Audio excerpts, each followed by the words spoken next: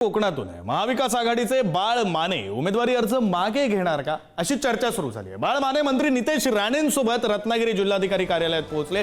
कोकण विधान परिषद निवडणुकीत शेवटच्या दिवशी हा ट्विस्ट येऊ घातलेला आहे।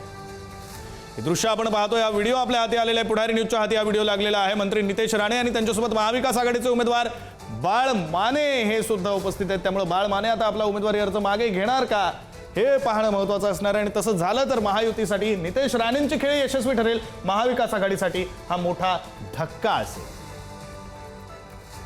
या आधीच ठाण्यामध्येही असं घडलेलं आहे। ठाण्यामध्ये शरद पवारांच्या राष्ट्रवादीचे उमेदवार अभिजित पवार यांनी आपला उमेदवारी अर्ज मागे घेतला आणि त्यामुळे महायुतीचे उमेदवार बिनविरोध विजयी होणार आहेत। आता कोकणात सुद्धा तसंच होतंय की काय अशी परिस्थिती निर्माण झालेली आहे। त्यामागचं कारण म्हणजे हा व्हिडिओ जो आता पुढारी न्यूजच्या टीव्ही स्क्रीनवर आहे, जो आपण एक्सक्लुझिव्ह पुढारी न्यूजच्या टीव्ही स्क्रीनवर पाहू शकतो। बाळ माने मंत्री नितेश राणेंसोबत जिल्हाधिकारी कार्यालयात पोहोचलेत। बाळ माने कोण आहेत तर महाविकास आघाडीचे उमेदवार आहेत। त्यामुळे मंत्री नितेश राणेंसोबत पोहोचल्यामुळे ते आपला अर्ज मागे घेतील अशी चर्चा सुरू झालेली अशी शक्यता दिसते।